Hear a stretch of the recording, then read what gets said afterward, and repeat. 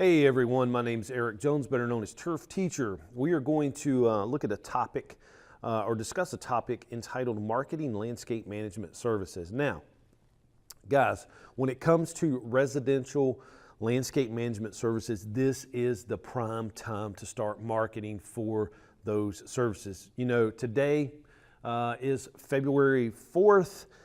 2019, it is the time to beat down the doors. We have beautiful weather outside. We even have a high of like 67 degrees today. So what's happening in potential residential clients' minds is, oh, I need to start thinking about landscaping. Hey, the Super Bowl is over.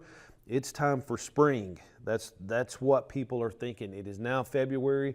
We've started seeing Carolina jasmine blooming, so people's eyes are waking up. It's not going to be long before forsythia is going to be blooming. It may even be blooming depending on where you at or where you've been, the past week of seeing the forsythia bloom. So guys, people's minds are starting to change. They're starting to think about management services. Now, it's a little bit different if you're marketing to commercial clients. This isn't the time of year to do that. That should be done back in the summertime, usually depending on when their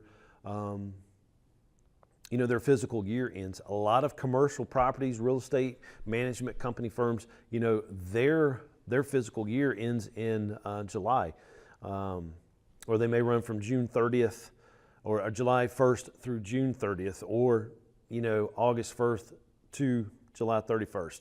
When I was in the military, our physical year was October 1st to September 30th. So, it just depends on that. But a lot of businesses run on that physical year starting in the summertime versus doing it in the first of the year.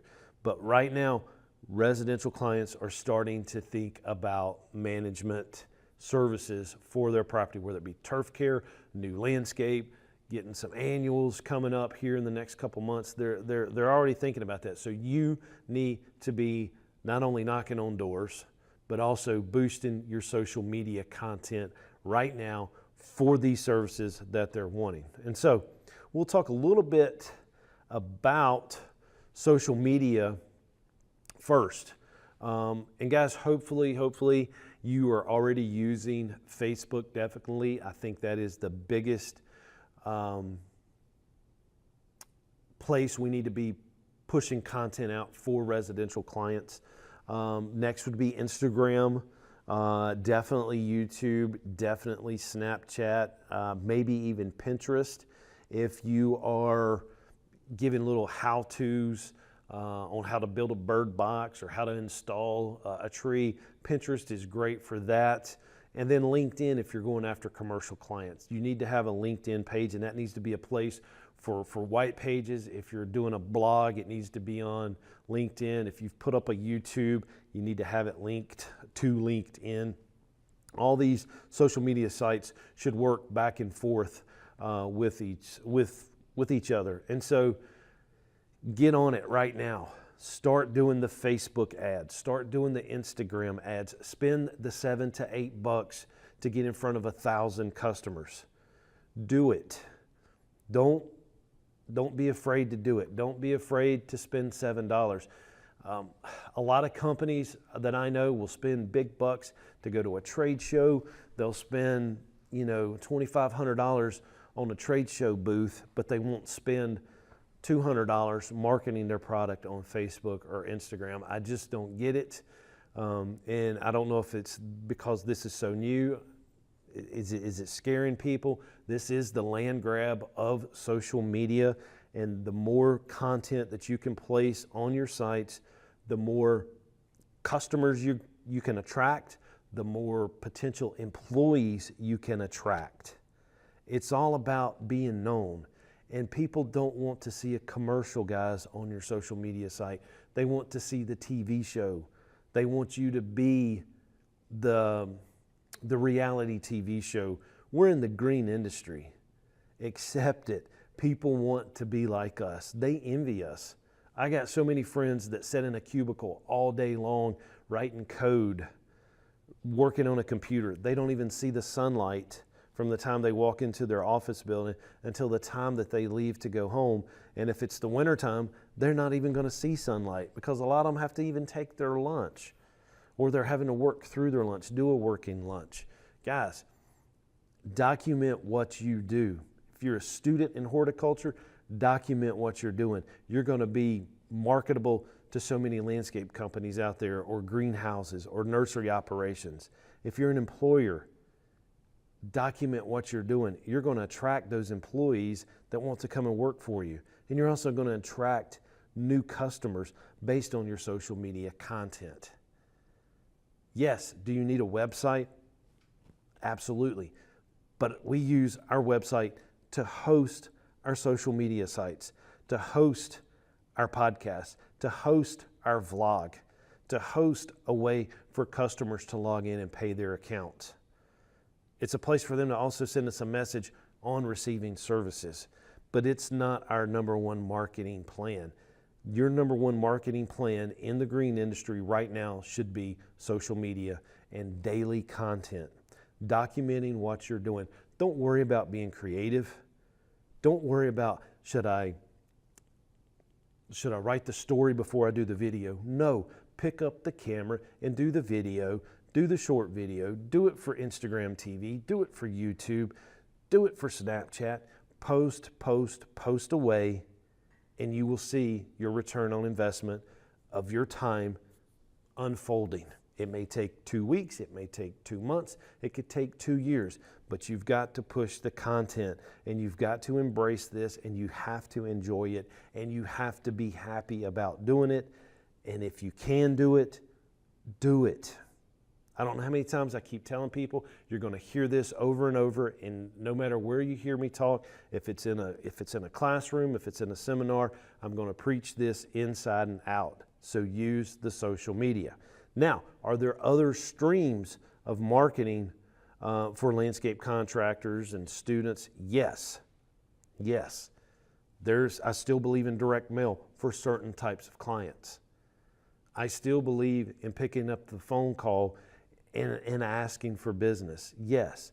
I still believe in doing some direct email. Yes. I still believe in stopping by places and dropping off a business card and putting a name with the face. All of this ties in together. Marketing all over your vehicles and all over your trailers. You have to have your vehicles looking like almost like a race car. It needs to be lettered to the T. That is one mobile piece of advertising going up and down the street every day. And if your social media is attached to your vehicles, follow me on Facebook, follow me on Instagram, add me on Snapchat. If you have stuff like that all over, or just a place on your vehicles that's got your social media name and then the icons that you're using. If you see my truck on the back tailgate, I've got the information for the landscape company. The landscape's all over the side, but on the rear fender well, I've got Turf Teacher. Underneath it, I've got the Snapchat logo, the Instagram, the Facebook, podcast, all of the social medias that I'm pushing out every single day is on the truck. It's even on the back glass for the landscape company. So use it and don't be afraid to use it. But the problem is, and what everybody seems to be experiencing right now, is that business is up. You know, we've got more work than we can handle. So Eric, we don't need to market our business. No, guys, you don't need to think like that, because who knows what's going to happen in 2 to 3 years. We may see a downcline in business. Then we're going to be thinking, what do I need to do? What do I need to do to get more work? What do I need?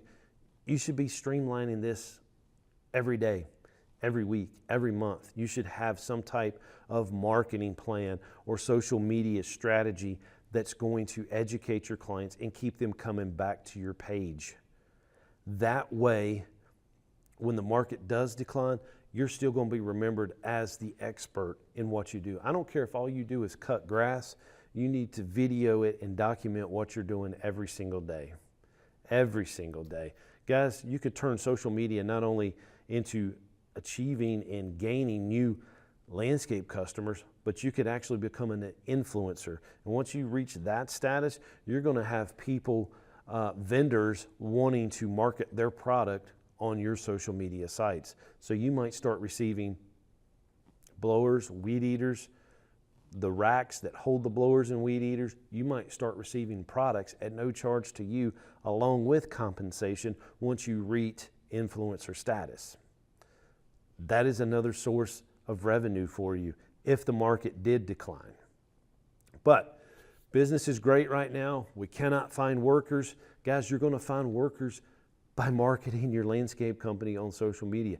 The younger generation, 50% of the population today is less than 30 years old.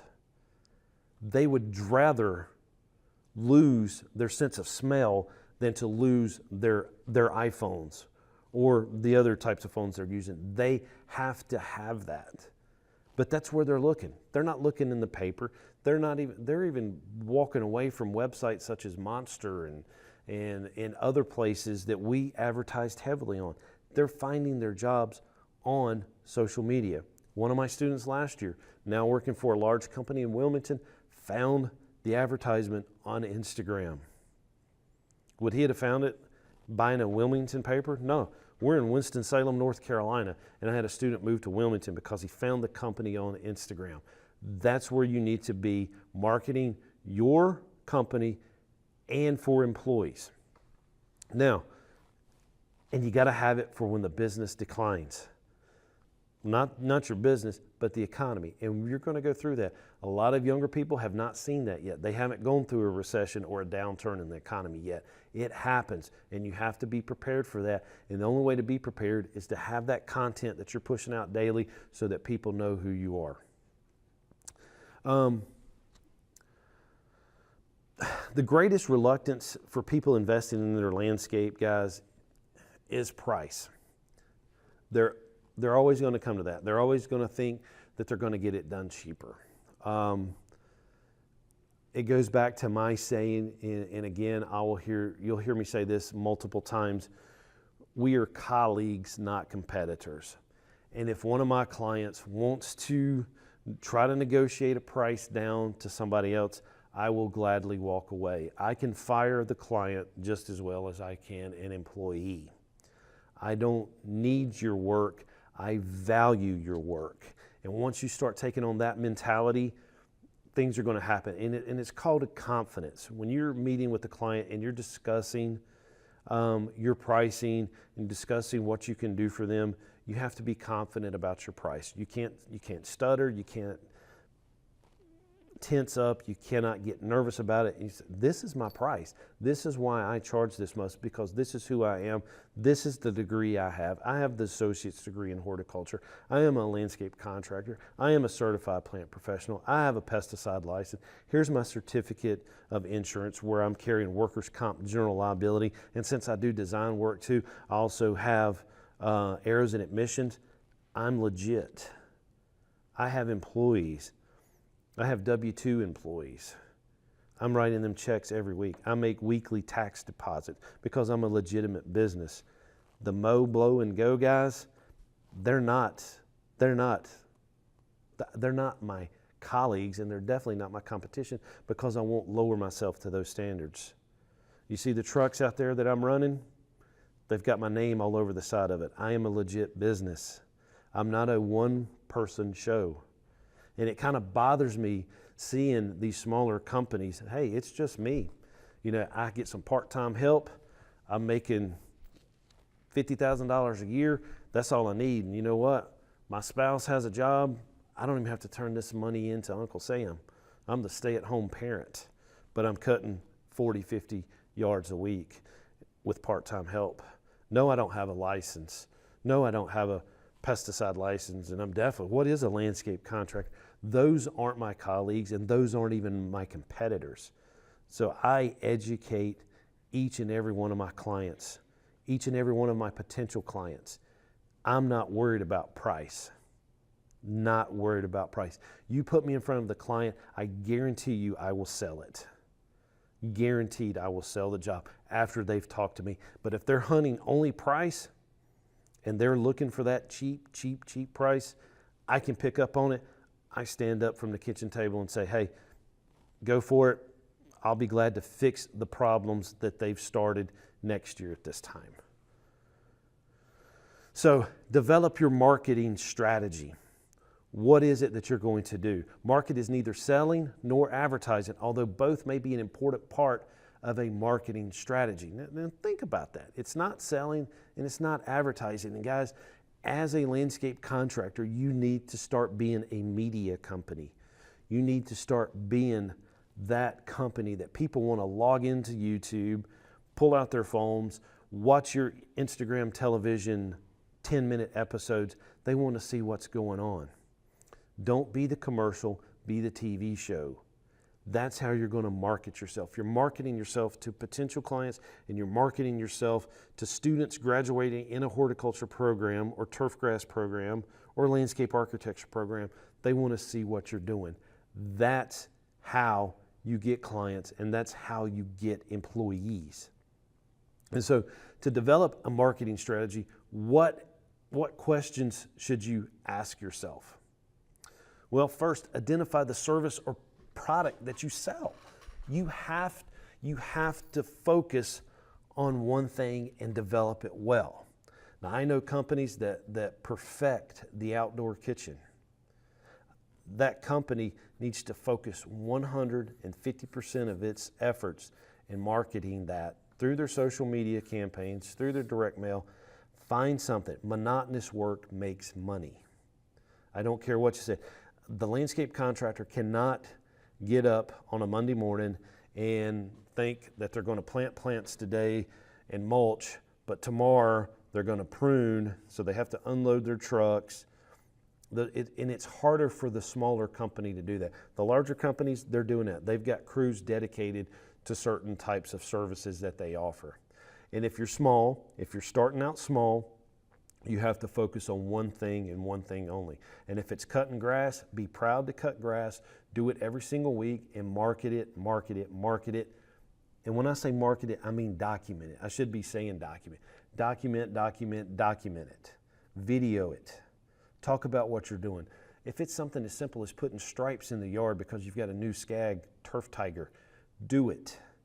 Show the pictures, tag Skag, tag Lawn Stripes, tag the city that you work in, hashtag it, blow it up, and become that expert. Now, you may be cutting grass, you're getting tired of it, you're the business owner, you've got 2 employees now helping you. If you step back and started an installation side, you could run that, maybe hire somebody else to fill in your spot, and so your mowing crew is mowing every single day. Because trust me when I say this, when you hire an employee, there's some employees that all they want to do is cut grass. You're going to make them mad, and you could potentially lose them if you send them out on a mulching job or you put them on an installation crew. They're coming to work for you because they want to mow, just like there's employees that want to plant plants. They have the green thumb. That's what they want to do. If you start putting them on a mowing crew 2 days a week, you may lose them. So start small, build that segment of your company, become that expert, and always think monotonous work makes you money, because it does. Your crews cannot come in, load up, unload your trailers every single morning, spending 30, 45 minutes before they get out the door. Once they punch the clock in the morning, they need to be getting in the vehicles, going to the first job to make the money. So identify that service, identify that product, and blow it up. Identify and understand your potential customers. Now, Eric Jones, the turf teacher, his favorite client to work for is the new couple that's just recently married or gotten together. They've bought their first starter house. They live on a postage stamp lot, the very small house. Now, this is coming from the mowing standpoint. Monotonous work makes money. I love these new neighborhoods that builders go in and clear cut the property. They put up the vinyl siding houses. They have a small fenced-in backyard. But you know what? I can go in and I can cut these yards in 10 minutes. And so that allows me to cut 6 to 8 an hour, maybe even more. Some of these yards we can cut in 5 minutes if it doesn't have a fenced-in backyard. We mow, blow, and go, and we move to the next one. And my truck only needs to move maybe 4 or 5 times during the day just so that the mower don't have so far to drive. We go in, we knock out these, we finish that neighborhood. The next day they're going to a different neighborhood. I'm identifying where I want to work. But now, that's just for the mowing side. Now, yes, on our landscape installation services, I want to be out marketing myself to commercial clients. I need to be at the Dodge Room. I need to be members of, Associated General Contractors of America. So I'm getting these bid invitations to bid on these commercial properties. Now, for my residential side, if I want to be doing the outdoor kitchens, I'm focusing on that. And so guys, you may have to run different social media campaigns for the different services that you offer. If you've come to some of my seminars in the past, you've heard me talk about each segment of your business really should be its own company using its own books. That way you can tell which one's making money and which one's not. If your mowing division is making money, it needs to be separate, because guys, one day you may want to sell that segment of the business. And if it's got its own books, its own equipment, its own employees, you're doing that. It's easy to divide that up and sell it. Identify your competitors. Know who's working in these neighborhoods. Now guys, again, there's a difference between a competitor and a colleague. The competitor is the fly-by-nighter who's just bought the mower, just bought the trailer, who has no training, who has no license, who's not educating themselves. Those are your competitors. Your colleagues are the ones out there with the same credentials that you have, that pay the same insurance that you have. Those are your competitors. And so identify those not only for yourself, but also for your clients. Because if you're sitting down at the kitchen table with them and you're, look, ma'am, sir, I know for a fact, they might be nice people. They may charge a little bit less, but you know why I charge less? Because I pay workers' comp. I pay general liability. I have errors and emissions insurance because I'm a designer too. I have a general contractor's license. I have a landscape contractor's license. I went to school for this. I spent 5 years going to school learning how to become a horticulturalist or a landscape architect. I went to my community college. I learned this. I took business classes. I am a legit business. Jim Bob over there with the trailer and the mower, does he have that? And if he does, that's great. But I can almost bet you that he doesn't. So identify it so you can tell your clients what you have and that they don't. Now trust me, it's better not to degrade another company, and I would never do that, even if they were a competitor. But I know how to brag on myself. And I can guarantee you that if I get in front of Mr. and Miss Smith sitting at the kitchen table, 95% of the time, I will have the contract signed and a check written out to the company for a down payment. I have that confidence, and I know that I can do it. If they're gonna call me for an estimate, I'm more than likely gonna get the job. Identify advantages and disadvantages. And guys, that can be for your company. What is it that I'm good at? Well, I'm good at mowing grass. Then take it and run with it. Or I'm good at pruning. I know how to hand prune. I took Eric's class at Forsyth Tech. I know how to prune. And I do it by hand. Blow it up. That's your advantage. What are some of your disadvantages? Well, you don't have the equipment. You're young. You're starting out. You may not be able to afford a skid steer right away to do big grading jobs on a residential site. That is a disadvantage. But it's a goal that you can accomplish and actually work towards. Determine the most efficient methods to reach buyers. Oh my goodness, how many times have we talked about that? It is social media and it doesn't cost you a thing. Now, is putting flyers on the door good? Absolutely, absolutely. Because there's going to be people that may be not thinking about hiring someone to do some work, but I guarantee if you went into a neighborhood, you go into a neighborhood with some flyers. Now I recommend 4-color, and that's actually like a photograph. You know, you photograph it, it's 4-color. You've got a picture of what you're doing, and on the back side of the flyer, you have a 1-color listing, 1, your phone number, 2, your website, and then the rest of it should be your social media. Follow me on Instagram, add me on Snapchat, subscribe to my YouTube page, and blow it up. Now, yes, is there going to be people that ball that flyer up and throw it in a trash can? Absolutely. Are there going to be people that call you and kind of give you a hard time about putting a flyer on their door? Absolutely. But guys, come on. It's not that big a deal. It doesn't hurt your feelings. It's just conducting business. Put the flyers on the door with that information and then blow up your social media. And once you get in a neighborhood, you're going to get more and more clients, because then they're going to see that lettered up truck and trailer, and you're going to be the expert for that entire subdivision. And so what you're doing is you're developing and you're implementing that plan. Call it your action plan. Flyers on the door with all my social media, and then blow up your social media. And if you do a landscape job, have a nice tri-colored brochure that you're putting on the doors. Have the nice yard sign, again, with all your social media. And then take pictures. Take pictures of every single job that you do.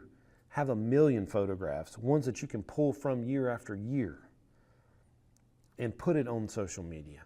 Have an online portfolio on Facebook, on your website, always. And then talk about the job. And one thing that I love doing is if you can get your clients in front of the camera with you, talking about the job itself. Hey, this is Mr. and Miss Smith. We hired Elite Landscape Service to do this outdoor kitchen for us. As you can see, we've got our nice grill here. We've got the refrigerator. We've got the 80-inch flat screen TV, because I'm a big football fan, and every Sunday I want to lay out here and watch football. And it's a 2 to 3 minute YouTube talking about what you did for them. You're not saying 10% off the next installation that we do. You have word of mouth now becoming a video that's going to become world of mouth once you put it on the social media. If they can do that, let them do it. You've got to have quality work. You have to do the best job that you can do. Enjoy your work. It's your passion, and pour your heart and soul into it and document it. I cannot stress this enough. You're asking me, why is this all I talk about? Because, guys, it works. And I tell contractors over and over again, do this, but guess what? They don't. They don't. And so I'm going to push it out there, and you're going to hear me talk about it repeatedly over and over again. But are you going to do it? That is totally up to you. And then advertising and promotion. Now, once you have a substantial follower list, it's okay to run a paid ad and say, yes, we're offering plugging and seeding services because it's August and you're trying to build up some new clients for plugging and seeding. You're going to develop that to them. You're going to promote that on Facebook, Instagram. You're going to spend that $7 to $8 per 1,000 people that it can get in front of. And guys, the cool thing about it, on Facebook, you can direct it where that traffic goes. You can actually have it, send it to new homeowners. You can send it to divorcees. You can send it to people that just recently got married and bought that new house. It will help you determine the type of the clientele that you're wanting to work for. It can base it on price. You can get in front of that person that you want to get in front of. Because yes, if someone's living in an apartment because they're young, starting out, there's nothing wrong with that. But they're not interested in buying an outdoor kitchen.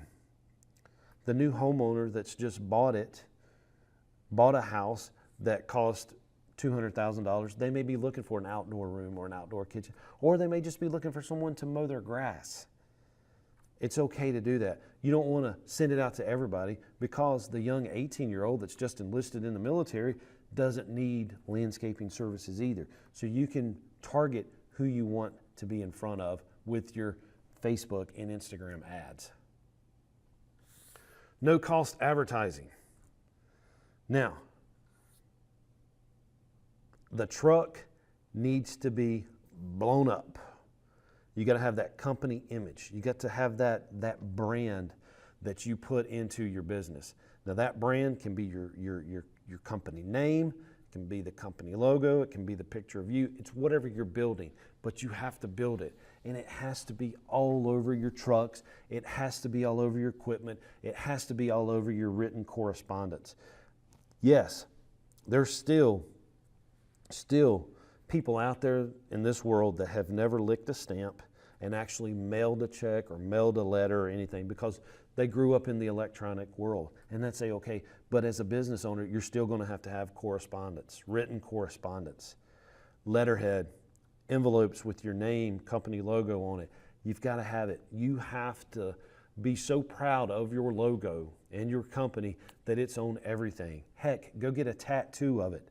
You know, I'm going to get Turf Teacher put right on my left arm. You know, the big logo. And I kid my kids about this, but when I'm no longer here on earth, the only thing that my tombstone is going to say, it's going to be the Turf Teacher logo. I'm not worried about my name, just Turf Teacher right on my headstone, my stone where they bury me. Brag about it, guys. This is the one time that you can actually brag on yourself and it not seem cocky or arrogant. It's just being professional. All right, personnel. Your personnel that work for you. Now, when it comes to marketing your business, guys, you have to take care of your employees. Employees are always first. If you put your employees first, they're going to put your clients first. And that's what you're going to have to do. And yes, they all need to have uniforms. I know from experience, you know, all the way back, I remember the first time that we implemented uniforms, we went through a uniform company. We had green pants, we had brown button-up shirts, and our guys absolutely hated it. We had people quit because we were going to a uniform. We're like, guys, this costs $5 a week. You're spending that on laundry detergent and power washing your clothes that you're wearing every single day. We even given them an allowance for steel-toe boots, and they quit. And then the ones that stayed just complained about. There were guys that embraced it and were proud of it and wore it every day. And then they got mad about the brown shirts, and so they're like, "Why can't we wear the T-shirts?" Well, okay, we'll wear T-shirts. We had long sleeve T-shirts. We had short sleeve T-shirt. We give them a long sleeve T-shirt. They still cut the sleeves off because they wanted to be cool. And what they did with the short sleeve shirts is they cut the underneath the armpits out. And guys, I'm sorry, but you're no longer employed here. It's the way it's going to be. Their appearance and their demeanor is a direct example of you. Now, as a business owner, if you've had a bad night, if you've stayed up all night trying to figure out how to pay bills, or if you've had a personal issue with a kid, with a child, or a spouse, you can't bring that into the office because employees pick up on your demeanor and it's going to carry out through the rest of the day. You cannot show anger or anything like that once you walk in because it's going to pick up. Now, yes, if one of your employees has done wrong, yes, sit down and talk to them and let them know that you're upset. But if you're having outside personal issues, you can't let them know. Recruiting, we always have a job opening at Elite Landscape Service, always. If somebody comes up to us and says, "Hey, I'd like a job," we're willing to talk to them. What's your resume look like? What's your work experience? Well, Mr. Jones, I found you on Instagram. I really like what you're doing. I saw that job that you did in Lockhurst. That's what I want to do. I have my 2-year degree in horticulture. I did go and take the certification exam to get my pesticide license, but I'm certified. I just haven't paid the license. But I am a certified applicator, so I can work directly underneath your license. And just like what you guys can do, can we talk about that? Absolutely. So thank you for finding me on social media. Guys, it happens. So you're recruiting every day by documenting your company. And then certification. If you hire somebody and they want to get that certified plant professional certification, let them do it. If they want to become a certified arborist, pay for it. If they want to go to school at night and continue their education, do tuition reimbursement. And then let them feel like they're a part of the organization. And if you're joining a green industry organization such as Planet or ISA, ASLA, let your employees be a part of that as well. That is a very, very rewarding thing for somebody new just starting out in the green industry. And I have so many times this question come up. Well, if I'm doing all this for my customer, for my employees, they're going to eventually start their own thing. Yes, those are the people that you want. Why would you want somebody that doesn't have that ambition, that all they want is a paycheck? I want the person that's going to start their own business one day. Man, I'm creating a colleague for myself down the road, not a competitor. They're going to learn my ropes. That way, when they go out there and do it, they know the standard. And you know what? I'm going to hire the new graduates coming out, because that's still going to be the advantage I have over an employee that left and started his or her own business. The newer generation, the newer graduates, they're still going to want to come and work for me because I'm established. And it drives me crazy. Well, I can't do that. I can't teach them every single thing. I've got to limit them on what they can do because they're going to be my competitors one day. No, they're going to be your colleagues one day because you hired them. And all this adds up to being professional. You have to communicate. You have to communicate what you know. And I have contractors call me every single day. Eric, hey, so-and-so got this contract and they're not a licensed landscape contractor. Well, does that client even know that you need a landscape contractor license?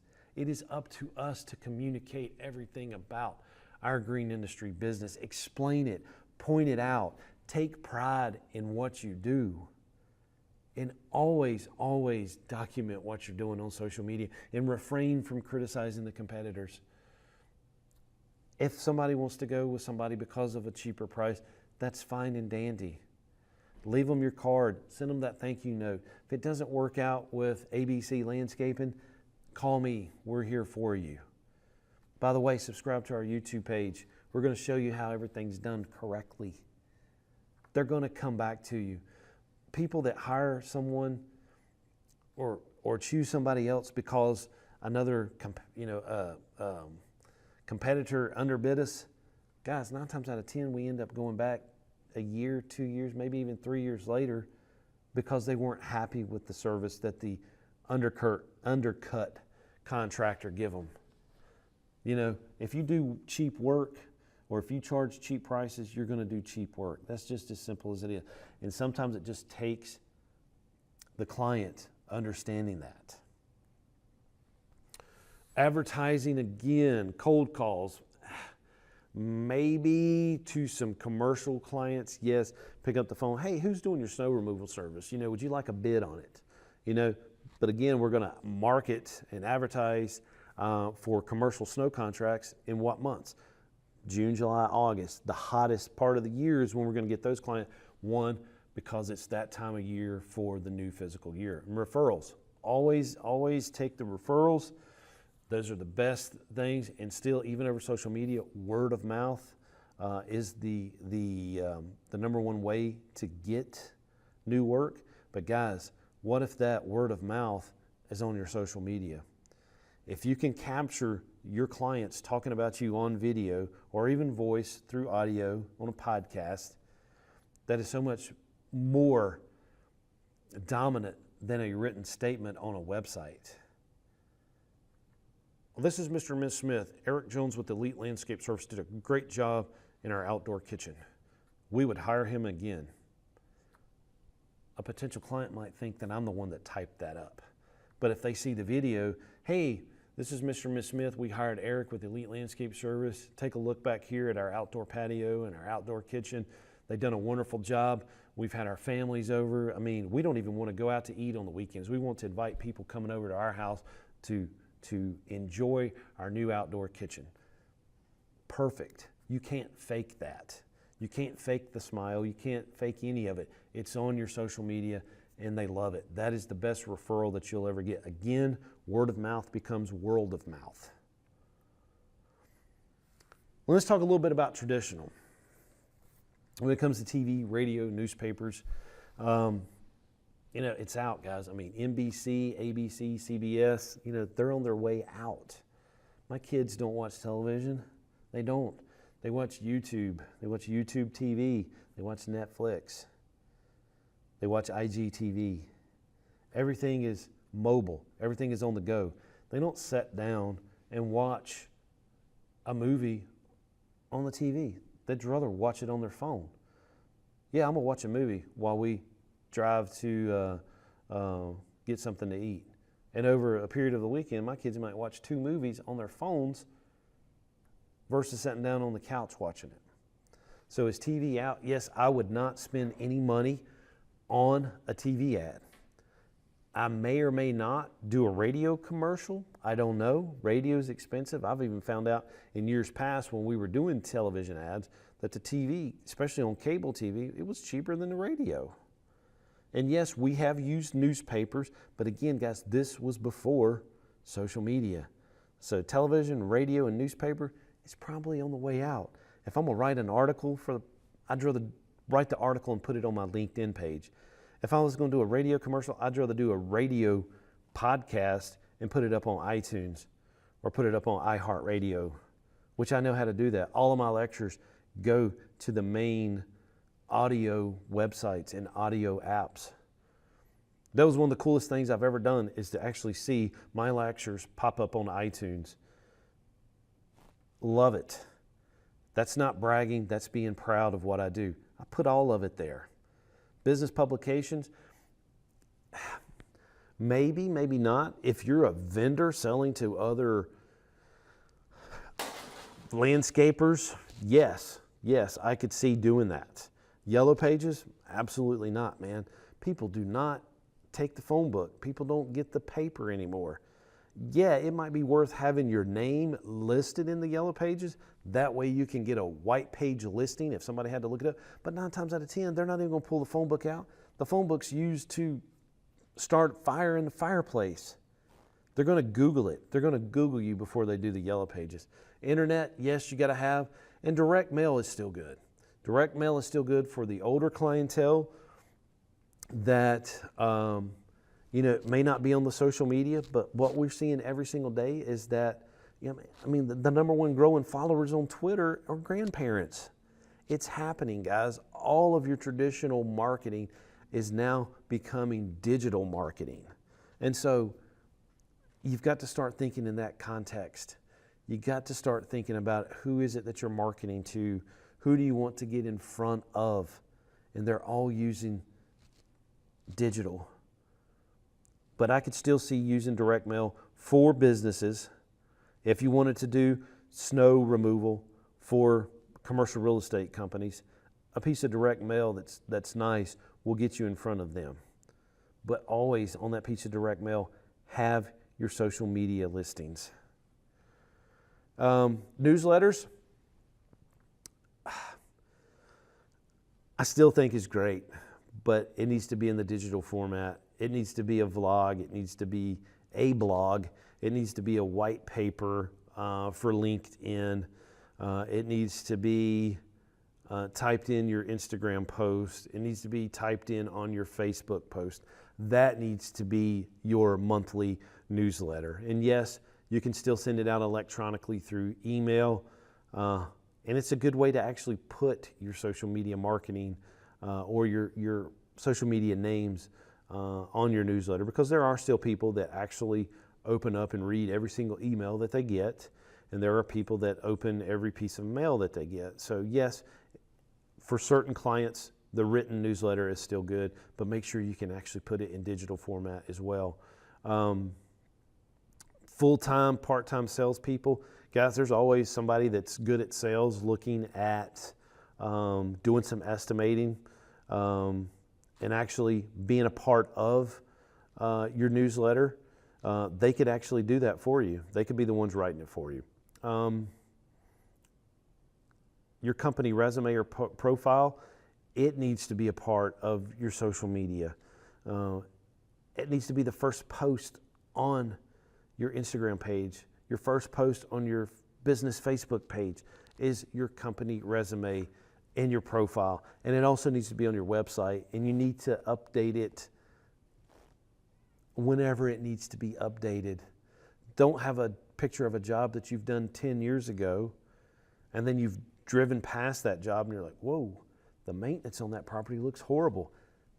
Disassociate your name with that, especially if you've just done something cooler. Put that up, replace it in your company resume. Newcomers assistant groups, those are actually been pretty good for us. We've actually done the Triad Home and Garden Show. It's good for people that's moved in and wanting to take a look at it, even people that's been here a while and just wanting to do some updates. But there are communities out there or organizations that will help you get in front of someone that's just bought a new house in Winston-Salem. And so, yes, it's pretty cool to advertise with them. That may be in written form, but I guarantee you they've got links to their website and links to their Facebook pages to help get your name out there as well. It's just going to cost you a little bit more.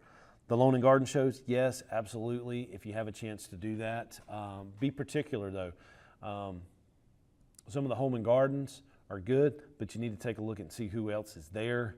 I would recommend at least visiting 2 or 3 before you went, seeing what other people did. I would actually go to the show that you want to participate in as a visitor before I set up as a person that's setting up a booth. I would go and see what my colleagues are doing first, because you want to make sure you've got the best booth there.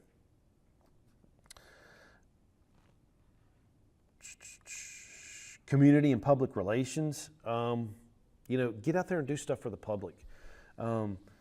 Join local associations, Better Business Bureau, sponsor your kids' Little League teams.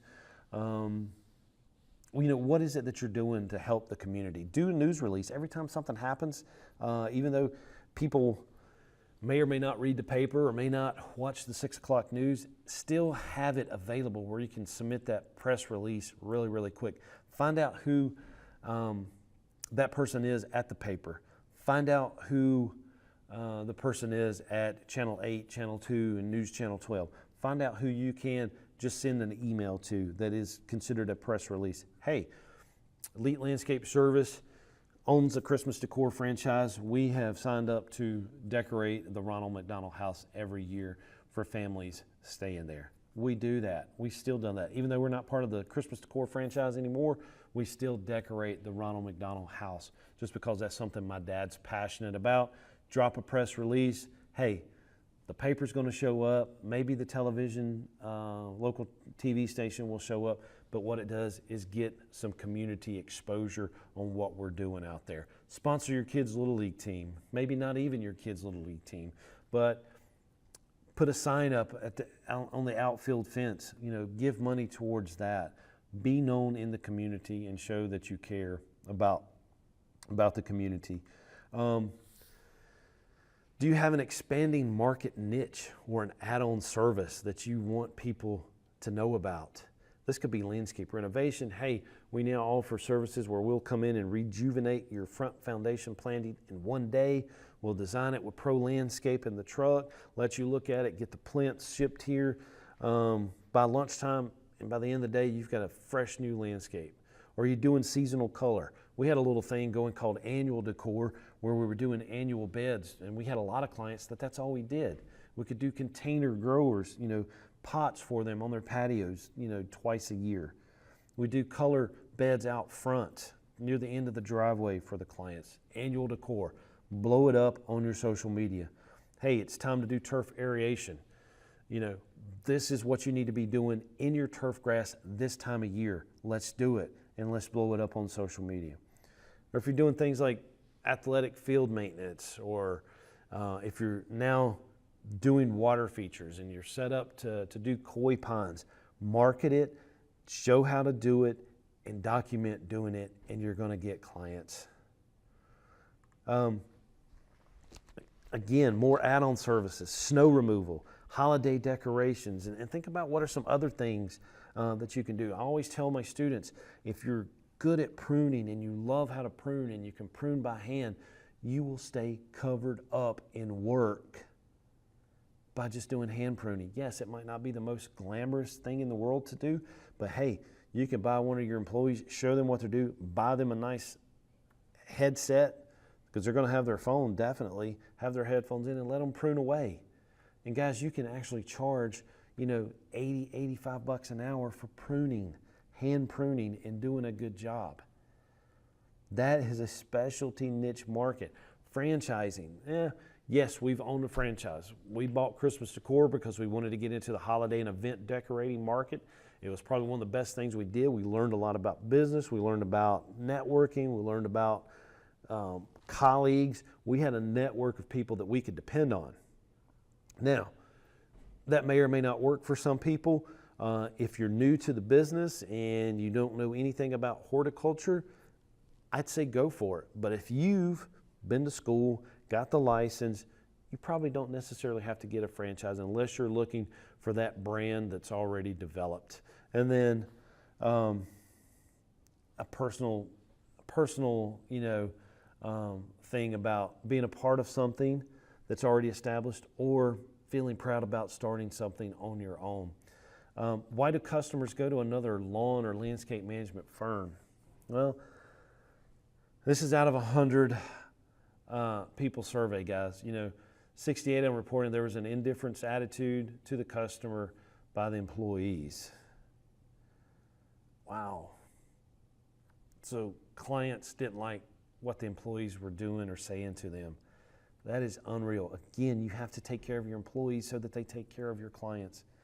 14 were dissatisfied with the service. 9 was a more competitive price. 5 was other relationships. We've seen that happen a lot. We just got asked to submit a bid on a commercial piece of property that we've had for years. I mean, years. And we just found out that the new manager of the site has a nephew that just started a lawn care business. So we know what that's about. It's going to happen. Relocation, 3, and then death, unfortunately, as clients get older, they pass on. And so you're going to lose clients towards that. So that was a nice little survey that was in the professional landscape management textbook we use at the college. And then handling customer complaints and keeping the clients. You have to be on target with this and you have to respond immediately. Residential and commercial clientele demand good services. It's the only commodity that landscape management firms offer. And customers are going to look for these measurable standards. 0 errors in orders and paperwork. So your contracts, your change orders, they have to be perfect. On-time performance. Be on time 100% of the time for appointments or scheduled visits. If Ms. Smith is wanting to meet with you at 5 o'clock on a Thursday afternoon, meet with her. Be there at 4:50, waiting on her. Be there on time and be prompt. Quick resolution to the problems. Clients expect you to correct the problems. And that satisfaction depends on the time required to fix the problem. If you're large enough, you may have this crew or one-person crew that all they do is go out and put out fires. Eric, you guys were here this morning. They didn't blow off my back patio. I'm going to be fuming. I'm going to be steaming. But you know what? That crew's still out mowing. I'll send out my we'd have to come up with a name for it, but we'll send out that one-person crew that's got a backpack blower and a weed eater and small tools on the truck so they can take care of that. You want to get it done. You want to get it done that day very, very quickly. Concerns. Clients deserve genuine concern and care. They're paying for it.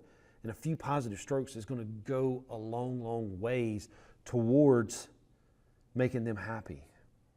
And then always give an honest answer to the problem. Be truthful. They want to hear honest, enthusiastic answers to their problems that arise in their yards. I don't know, but I'll find out works better than any other thing you can say if you don't know the answer. Ms. Smith, I should know this, and I apologize that I don't, but you know what? I'm going to take this back to our shop. I'm going to identify this weed, and I'm going to let you know, and I'm going to let you know the chemical that we need to take care of it. Be honest. That's all people want. And then have that positive attitude when correcting a mistake. No problem. Hey, it was our fault. It's always your fault as the business owner. Always. No matter what. But fix it and say, yes, we will take care of it, and do it with a smile. That's going to go so much further than fighting back with them. I can't understand it. I've seen it happen so many times that the business owner gets mad at the customer. That is so wrong. That is so wrong. No matter what happens, accept it as your fault, make the customer happy, and you're going to keep them as a client. And then be spontaneous and have some flexibility in your scheduling. Key employees and management must be flexible to handle the minor problems and adjustments on the spot. So if there is a tree that you just planted that's dying, that you planted 2 weeks ago, and your mowing crew shows up and they notice that it's dry, they need to be able to say, for one, identify that it's dry, maybe two, look at it and say, hey, that zone on the irrigation system isn't coming on. Eric, hey, we need to get Steve over here. It looks like zone 4 may or may not be coming on because this tree we planted is awful dry. It hasn't been watered. Everything else looks good. You know, have them come over there. Thanks, man. I appreciate it. We're going to get Steve right over there right away. Simple as that. They need to have some flexibility on making that call. Call you. Call yourself. Call the boss and say, hey, we need to work on that. And so, guys, hopefully this has helped a little bit when it comes to marketing your landscape management services. You know, like I said, beginning of the beginning of this podcast is that it's February. We need to be banging out our social media. We need to be banging out in the neighborhoods, putting flyers on the door, keeping the trucks washed, having your employees in the uniforms, having potential clients go to your social media sites and post. In Instagram, they call it the $1.80 theory. Now let's think about this. You have a $1.80, so 1.80. And what this means, the $1.80 theory is your 2 cents, so that's 0.02, 2 cents, times 9 posts per day. So if you post on Instagram at least 9 times a day, your 2 cents, that's what? 0.18. So that's 18 cents. And if you, along with those 9 posts, add 10 hashtags, so you take that 10 and multiply it times the 0.18, that's going to give you $1.80. Your 2 cents 9 times a day with 10 hashtags will give you the $1.80 that Gary Vee preaches over and over again. It will build your Instagram. It will build your social media sites, guys. And that's what we want to do in the green industry. Whether you're a student looking for a new job, if you're an existing contractor looking for new work and looking for new employees, market yourself has now become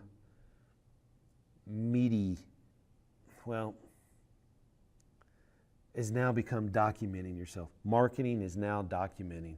You're not only a horticulture business, you're a media business. Thanks, guys. I'll see you in the next one.